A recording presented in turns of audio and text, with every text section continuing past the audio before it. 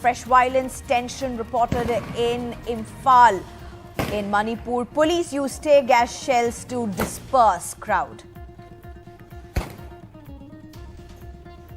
Rahul Gandhi meets locals at relief camps of Churachandpur. Rahul Gandhi says he's there to listen. Peace has to be our only priority.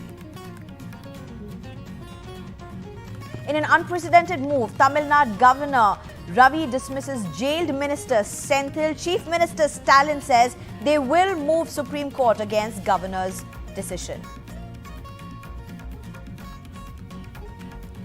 US Supreme Court bans the use of race for university admissions. Race can't be a factor in admissions, according to the United States top court. Obama's Trump welcomed the court order. Biden says he strongly disagrees. Violence, unrest in France, cars torched. Over 150 people have been arrested, over 20 officers injured. Clashes in France over death of a teenager, protests against police shooting a 17-year-old in Paris.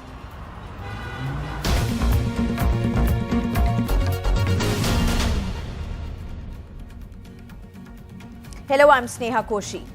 A big development in the United States. The Supreme Court has struck down affirmative action in college admissions, declaring race or ethnicity cannot be a factor and forcing institutions of higher education to look for new ways to achieve diverse student bodies. The court's conservative majority overturned admission plans at Harvard and the University of North Carolina, the nation's oldest private and public colleges, respectively. Chief Justice John Roberts said that for too long, universities have concluded wrongly that the touchstone of an individual's identity is not challenges bested or skills built or lessons learned, but the color of their skin. Our constitutional history does not tolerate that choice.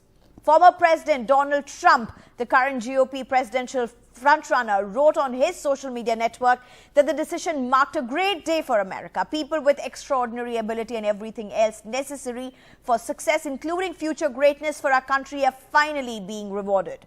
Former President Barack Obama said in a statement that affirmative action allowed generations of students like Michelle and me to prove we belonged. Now it's up to all of us to give young people the opportunities they deserve and help students everywhere benefit from new perspective. US President Joe Biden, however, has said he strongly disagrees with the court order.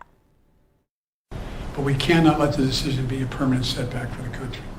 We need to keep an open door of opportunities. We need to remember that diversity is our strength.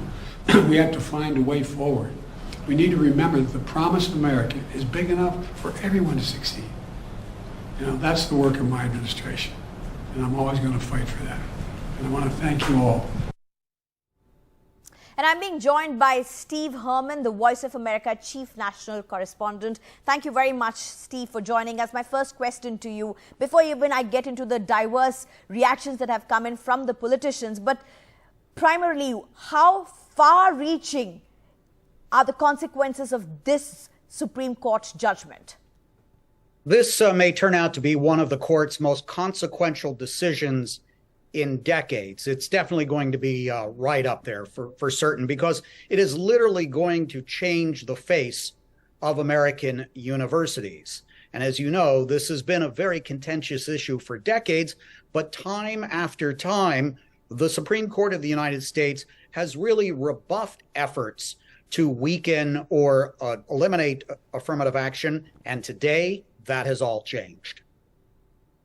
In fact, Steve, this also would have a lot of repercussions or consequences, positively so, for even Indian American students who would be studying, so many of them in the United States.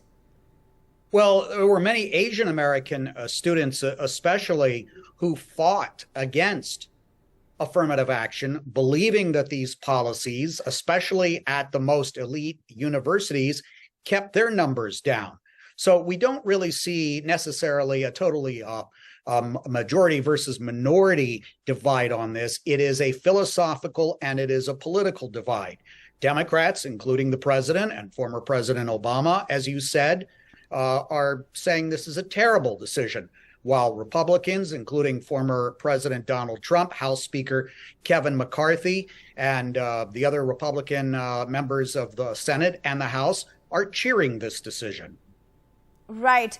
Thank you very much, Steve, for joining us. A very, very important decision from the United States Supreme Court that, of course, is going to have consequences for students and from diverse nationalities across the world who are either studying or living in the United States or aspiring to do so. And there's fresh arson being reported in Manipur's Imphal. Police had to fire tear gas shells to disperse a crowd that was taking out a procession, paying floral tributes in the heart of Imphal. In fact, my colleague Saurabh Gupta was right in Imphal when this did take place. Here is a ground report that Saurabh Gupta has sent. Well, you can see this is, of course, right in the middle of Imphal, and you can see the kind of, firing sounds that we are hearing, or this perhaps could be tear gas also, but this is right in the middle of Imphal, and this is not, a situation that one sees, but this is the kind of ethnic violence that has gripped Manipur, and we're, of course, seeing the police force on the other side also, trying to stop this kind. But you can see, if you see in the distance there, like I was saying, we had reported on a roadblock. Now you can see on the other side of the roadblock, again, the road set on fire. And from this side, you can see the smoke emanating from what has gone off. But clearly, this is a situation in the heart of Imphal, and also tear gas shells going off. So it's a little difficult to even keep your eyes open. But this is the heart of Imphal. The Raj Bhavan is just a few meters down this road, and also and of course you can see the kind of noises that we are hearing, and this is happening here, and this is where we are at this point. And you can see on the other side, the police also firing tear gas shells to keep this situation under control. This is in the heart of Imphal, what we're seeing right now. With camera person GD Shankar in Imphal, Saurabh Gupta, NDTV. And Rahul Gandhi is in Manipur for 2 days. He met locals staying at relief camps in Churachandpur. But reaching Churachandpur, the epicenter of ethnic clashes that began over 2 months ago, had dramatic turns to it. That has also become a back and forth between political rivals. As women protesters surround his convoy with police around the place, senior Congress leaders trying to convince the people. At the same time, there are other supporters of Rahul Gandhi as well, some slogans of Rahul Gandhi Zindabad as well. But of course, quite a tense situation. There's a lot of security here at this point, as Rahul Gandhi's convoy is now turning back and heading back to Imphal. High drama on day one of Congress leader Rahul Gandhi's visit to Manipur. As the state police stopped him from travelling by road to Churachandpur, the epicenter of ethnic violence in the state that has taken over 120 lives so far since May.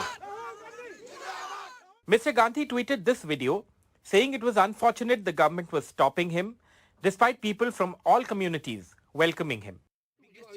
The police claimed Mr. Gandhi's convoy was stopped at Bishnupur, 20 kilometers from Imphal, over security concerns. This led to a flare-up between the police and Congress supporters who were angry at the cops for stopping Mr. Gandhi. Because we are Indian, he is too an Indian. Why we are killing among ourselves? Possibility of blasting the grenades along the highway which a VIP is going to move today, chances cannot be ruled out. Chances are high because miscreants on both sides want to highlight whatever grievances they have by attacking the VIP, especially when Rahulji like figure from the Delhi has come down here along with the local MLAs. We are simply trying to provide security, safety. ये पॉलिटिकलाइज कर रहा है। वो जो मैं सुना है कि ये चीफ मिनिस्टर और एसपी कन्वर्सेशन मणिपुर में बात किया है, वो जो चीफ मिनिस्टर का इंस्ट्रक्शन आ रहा है ब्लॉक करने का, वो है चल रहा है। हाँ क्या है जो आप कोई प्रॉब्लम है, वो जो प्रॉब्लम होने से तो ऑर्डर दीजिए, ऑर्डर भी नहीं दे रहा है, नहीं दे रहा है, बोल रहा है वो जो सिचुएशन आसान नहीं है, खाली सिर्फ लॉ एंड ऑर्डर आसान नहीं है बोल रहा है। There are claims and counterclaims about the incident in Bishnupur where his convoy was stopped. Who stopped his convoy and why? Women protesters have come on record and said that he does not want, that they did not want him to be stopped and that they wanted him to come to Churachandpur. And the police claimed there were women protesters and they advised him to go back to Imphal and come by helicopter. Now, of course, Mr. Rahul Gandhi went back and went to Imphal back, and then of course he came by helicopter here. Rahul Gandhi eventually did make it to Churachandpur, but a second location on his schedule, Moirang, was cancelled. The situation in Manipur has led to a slanging match between the BJP and the opposition, in particular the Congress. The BJP says the Manipur government and the centre are doing their best to solve the current ethnic tension, and that the opposition is making unwarranted allegations on a sensitive issue. The opposition says the government response so far has been incompetent. With Saurabh Gupta and GD Shankar, Bureau Report, NDTV.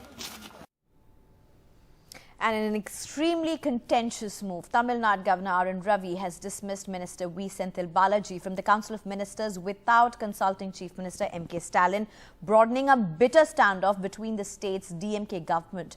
Chief Minister M.K. Stalin has said they will move Supreme Court against this. Uma Sudhir joins us with more.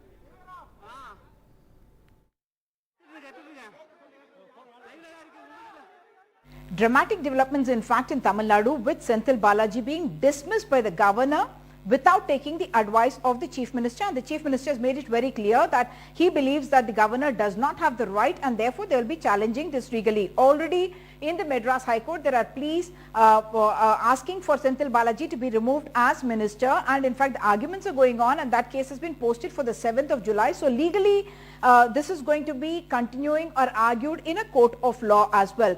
The second part is the politics of this all, the perception battle that that in a sense showing that the DMK government is trying to protect somebody who is corrupt and somebody who is facing charges under the Prevention of Money Laundering Act under corruption. In fact, the governor in his statement is very strongly worded statement, in fact mentions that he believes that continuing as minister, he is influencing the investigating agencies, and that's the reason why he believes that this minister needs to be dismissed and has passed these orders.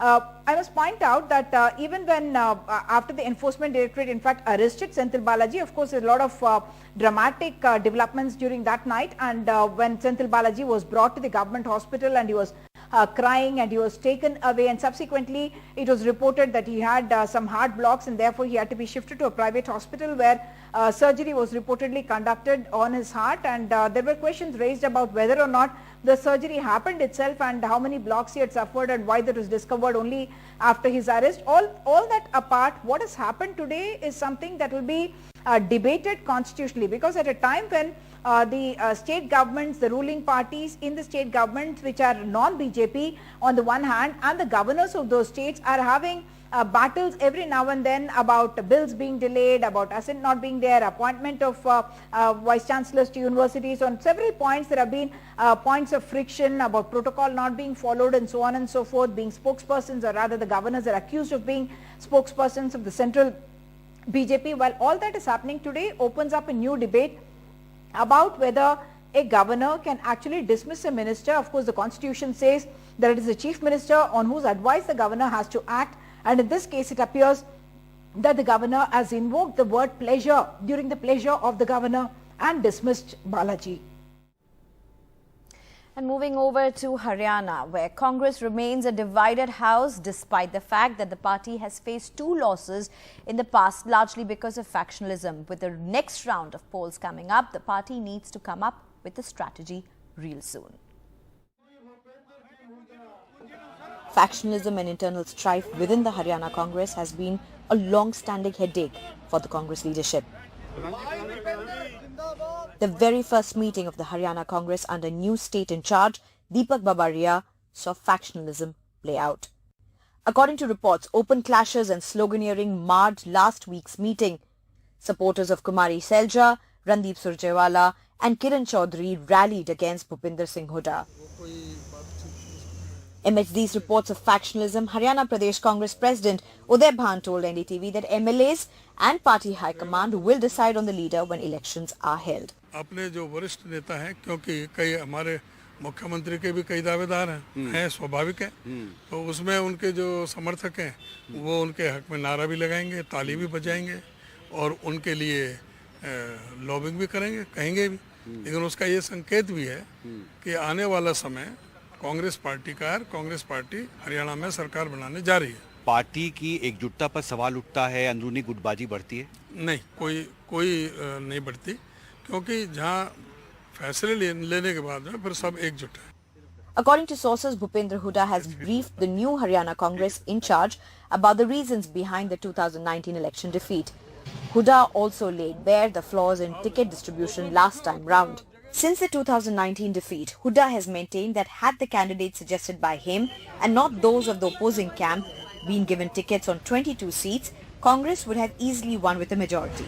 The party backed 31 seats in 2019, falling short of a majority by just 15 seats. According to sources close to Hooda, some party leaders are trying to weaken the party in Haryana. The party believes that all hurdles to an election win will be removed under the leadership of Mallikarjun Kharge and Rahul Gandhi. संगठन हमारा बहुत strong बनता जा रहा है। मुझे लगता है कि खरगे जी की अध्यक्षता में और राहुल गांधी जी की लीडरशिप में सब एकजुट होकर चुनाव लड़ रहे हैं और हम चुनाव जीतेंगे। Over the past 3 years, the Congress High Command has appointed 3 different in-charges for Haryana. Due to factionalism, the party leadership has not been able to appoint office bearers even at the local level in Haryana. The biggest challenge before the new Congress in charge is to appoint new district and block chiefs. The party will need to swiftly evolve a strategy like the one in Rajasthan, where it is standing by the old guard Ashok Gehlot despite Sachin Pilot's protest. With Himanshu Shekhar, Sneha Koshri for NDTV.